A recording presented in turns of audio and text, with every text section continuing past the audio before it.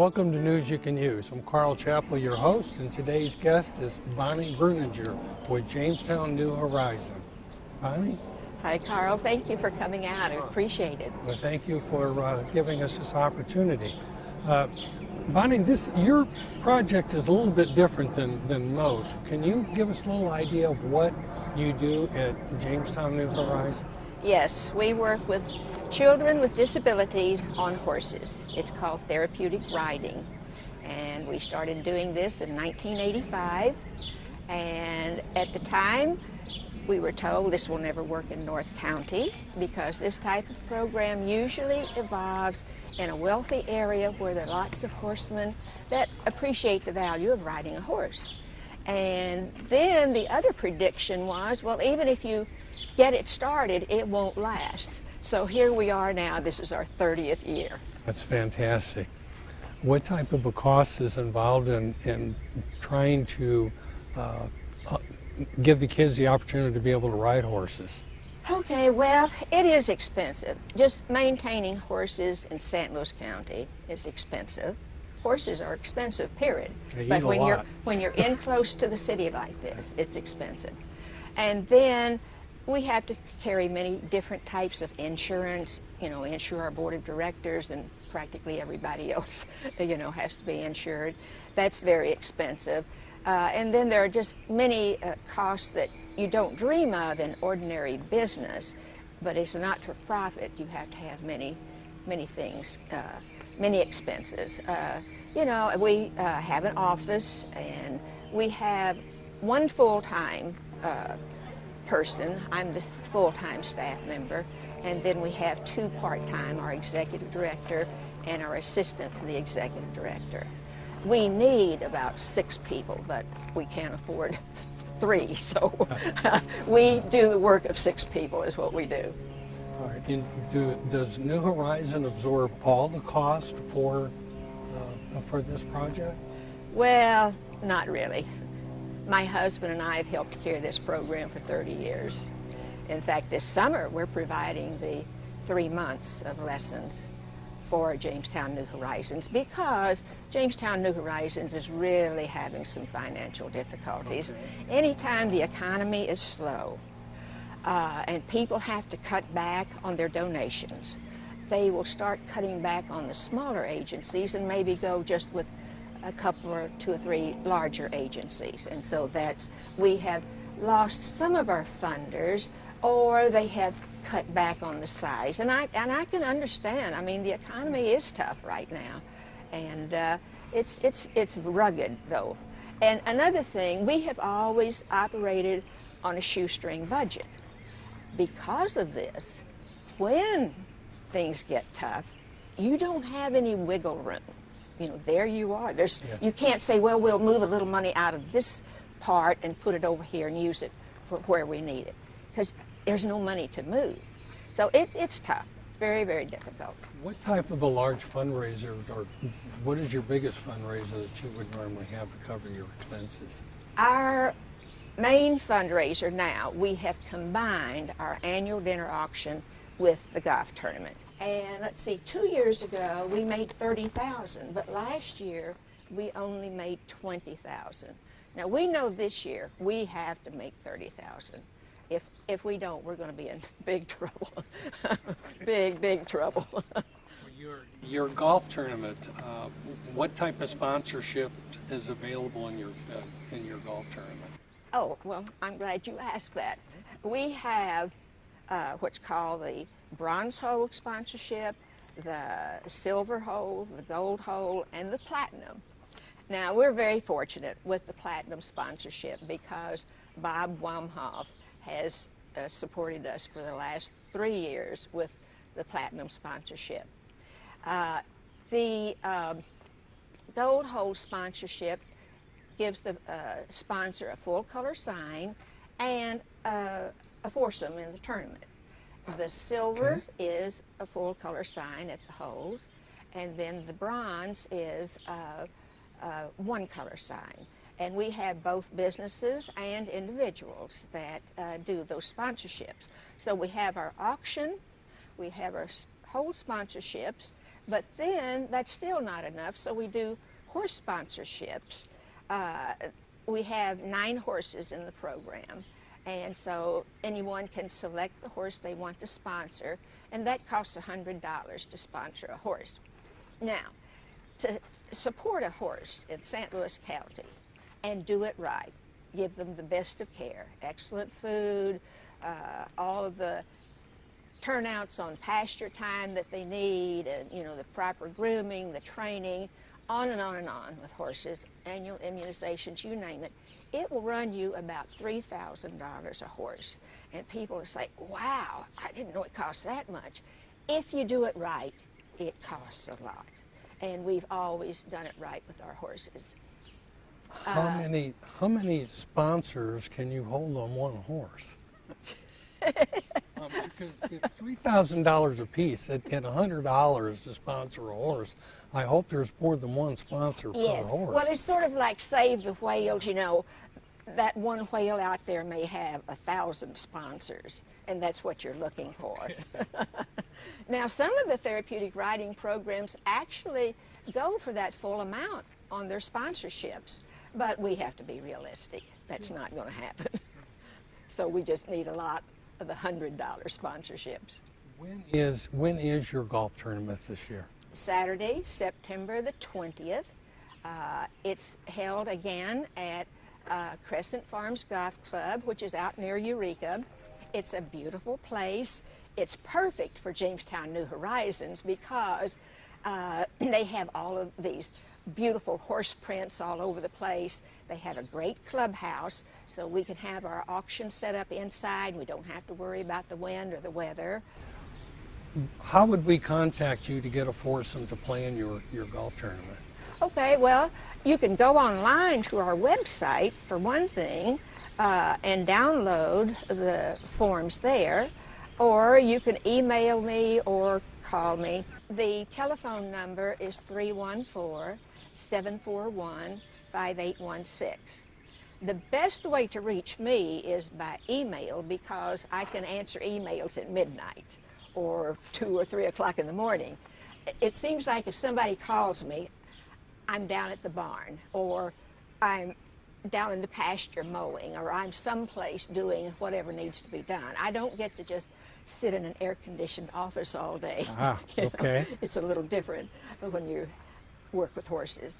But the email address is JNH-GONRIDING. That's GONERIDING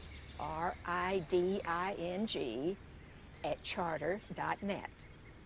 Our website address, give you one more thing here, is www.jnh-gonriding.org. Bonnie, let's get back to the actual project itself. How many days a week or hours in a day do you hold the riding classes? The riding classes for the children? We have classes in the evenings now, on Tuesday, Wednesdays, and Thursdays, starting at 5:30, 6:30, and 7:30. For about 20 some odd years, we did weekends too. But we have volunteers that have been with us now. This is their 30th year. And a few years back, they said, could we please have our weekends free? And I said, well, okay, I guess we'll let you. So, but we went to the evenings because a lot of our volunteers work full time, and some of them work down in the city or out towards the Baldwin area.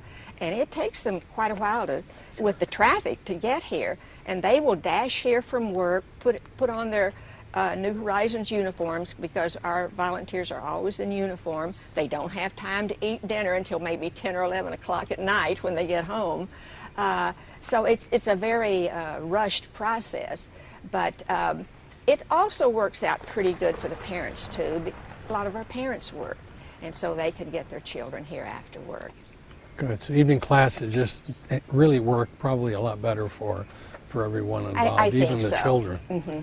I think so. All right. Well, I think if you don't mind, as your riders start coming in. I think what we'd like to do is, would it be okay with you if we just sort of follow the riders along? Oh, yes, that's see a what your great program idea. was, so that this way that everybody can really get a good understanding on what New Horizon really is all about. Wonderful.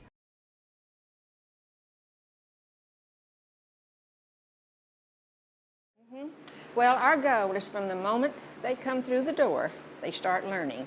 And the first thing they learn to do is to sign themselves in.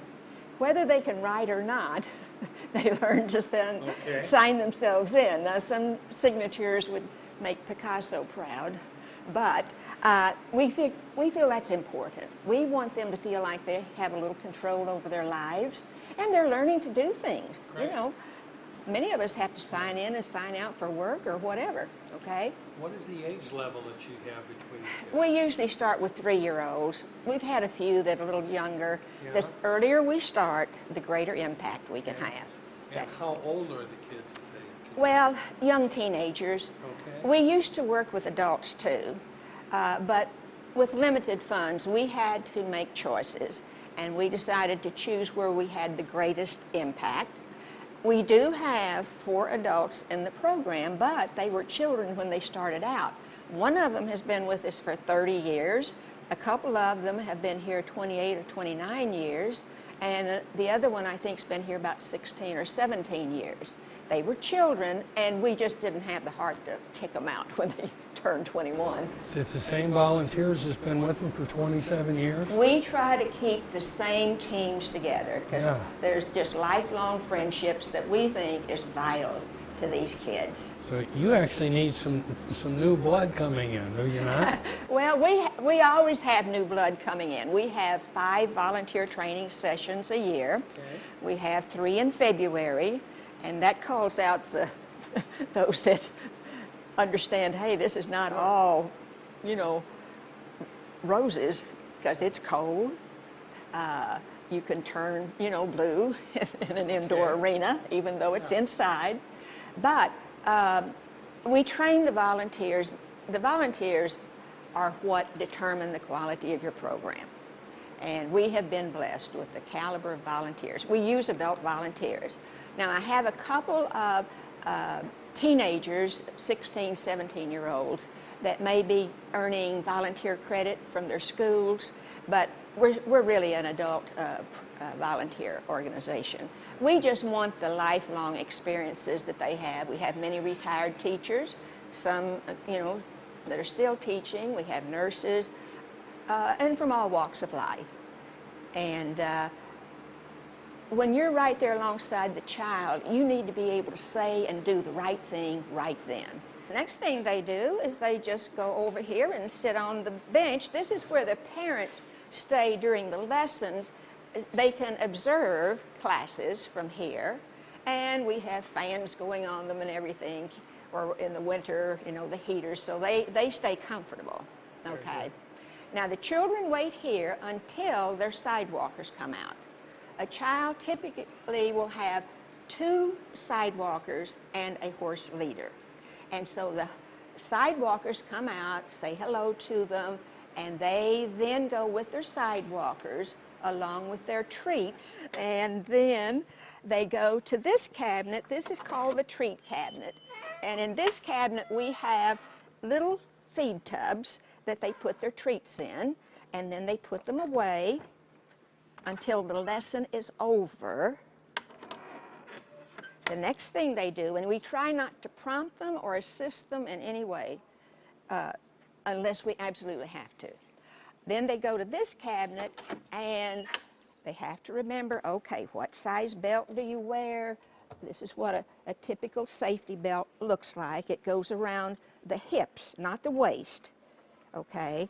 So this is a very sturdy, tight belt, and if we had to suddenly get one off, we would just put our hand through here and go across the rider's chest and get them off the horse. Okay. Because when you're working with horses and ponies, you are always thinking, what do we do if something goes wrong? You know, you don't think about everything's going to go right, because that's, you know, horses have very quick responses, and sometimes other people will do things to startle a horse. They don't mean to, but inadvertently they will startle a horse. And a horse's reaction is, if something scary happens, run away a few steps to see if it's okay. They'll run away and then turn around and look. Now humans or dogs, cats, they'll look first and then decide whether or not to run. Horses have survived millions of years by running first, okay? So, now we've never had, this is our 30th year, we have never had a student injured. But I always tell our volunteers, never go into the arena without being fully aware that an accident could happen before the lesson's over. You're working with large animals that are they have such quick reflexes. You know, I would pit my oldest horse against the fastest Rams player around on reflexes, because that's how they survive forever. Okay, we provide the helmets. Now, a few of our students do have their own helmets, but most of them we provide for. And then if they forget their helmet size, they can go over here and find their name. Okay, maybe Ira or Noah has forgotten his helmet size, and so he can look here. And maybe they can't read, but we read along with them. We're just, again, we don't expect them to know everything when they come, but through the months and years, yes, they will learn. After they have helmeted and belted themselves, perhaps with a little assistance, then they go over to our equicizer that we have lovingly named Peat Moss. Now, this is an equicizer like your professional jockeys use to warm up before horse races, like if they're getting ready to be in the Kentucky Derby or Belmont Stakes. Back in the jockey's room, they'll have several of these, and they'll be back there warming up on these. When I found out about them, I thought, well, if jockeys are using these, I bet it would really be good for our kids. Jockeys not only use them to warm up, but, you know, jockeys sometimes experience serious injuries. And so when they're trying to recover, they can't go to the gym and find the equipment they need. They can't get on a horse and get back into shape, but they can get on an equicizer. He doesn't go unless you use the right muscles. There are springs and levers underneath, but the rider has to make him go. Now, when our little riders get on, they don't only ride him forward, they turn sideways and then backwards and sideways again, and finally they ride forward. And the last time they ride forward, since Peat Moss lost his race in the Jockey's Gold Cup by about that much, we said our Peat Moss will win every race. So they have to ride him fast enough that the mane will fly. And then they say, ho, slow him down, just like you would a racehorse, not too soon, okay? Pet him, tell him he's a good boy. They dismount correctly. For example, when you're dismounting off of a horse, your feet should hit the ground facing the same direction that that horse is going.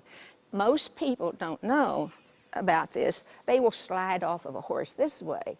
But what could happen is they could slip and end up under the horse. So we want our little riders to learn to do everything correctly so they stay safe. And then just before they leave Peat Moss, they'll pet him on the shoulder like they would their regular horse and say, good boy, Peat Moss. After that, well, some of them will stop here and give him a kiss on the muzzle. Now, we don't allow them to kiss our real horses on the muzzles, because you really should stay away from the muzzle when you're around horses. If I put my hand up to, well, if I come up in front of the horse, as soon as I get within 2 feet of him, he loses, there's a blind spot there. So he's going by smell. And let's say maybe I've been touching an apple, or I've got perfume on my hands, and if I put my hand up to his muzzle, or I start petting him on the face, he's hoping that's food, and just like a 2-year-old, he starts exploring. He's trying to find the food. And if he gets his fingers in your mouth, he can't do like your cat or dog. You know, if your dog, when you're playing, if they get your fingers in their mouth, don't mean to, they can open up. Horses can't do that. They're grazing animals, so they have to slide off, and that's when it really hurts. So we don't allow our little riders to, you know, develop bad habits like that. We want them to go to the correct place on their horse which is at the shoulder. That's the safe place to say hello to a horse. Now, it takes months of teaching to train someone to do that, because I have always thought there must be a magnet in a horse's muzzle here, because if a stranger comes into our barn, knows nothing about the horses, one of the first things they will do is walk up and start petting the horse on the nose. Well, you don't do that. A horseman doesn't do that, because that's not a safe thing to do, okay? So don't you dare do it. I'm going to keep my fingers. If they are not able to go to their horses and ponies and check the tack, they will wait here, and the horse is brought around to them here at the mounting platform. However, if they are physically able to go out to the horse, then they go out and they greet the horse correctly. They say hello to their horse leader, and then they check the girth. That's the first thing they do, because that's another safety trait that you need to learn around horses. And then they learn to pull their stirrups down, check the length, be sure everything is correct. After they do that, some of them are actually able to lead their horses with assistance, because we really want to protect them. They can lead their horses over here to the mounting platform, and again, that's letting them be a little more independent.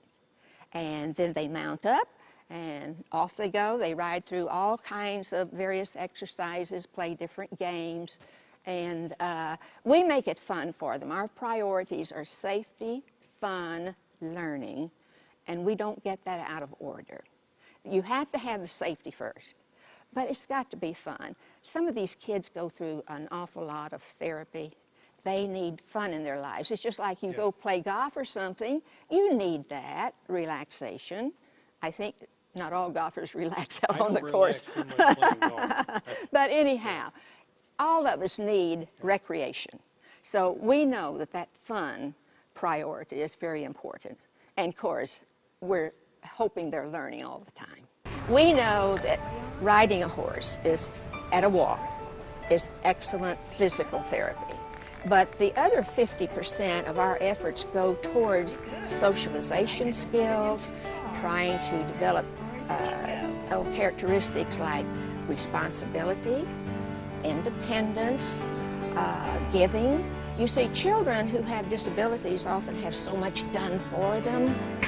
That's not how you build self-esteem with a child.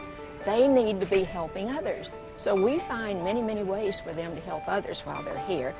We want them to grow up to be that kind of a citizen, a productive citizen that's going to be helping others, not just focusing on themselves. We've had a great time out here today at New Horizon. Thank you all for watching. We hope to see you next time. Rumba action. Shoulders quiet. Just do a little rumba. That's a little rumba. Do a little bigger rumba. Move it. Now, you can be an airplane while you're doing that. Okay. I'm going to help keep it going for you. Now, you can be a helicopter. Now, would you be a helicopter? Swing. Swing. Okay. All right. Now, then, I'm going to have you turn backwards, but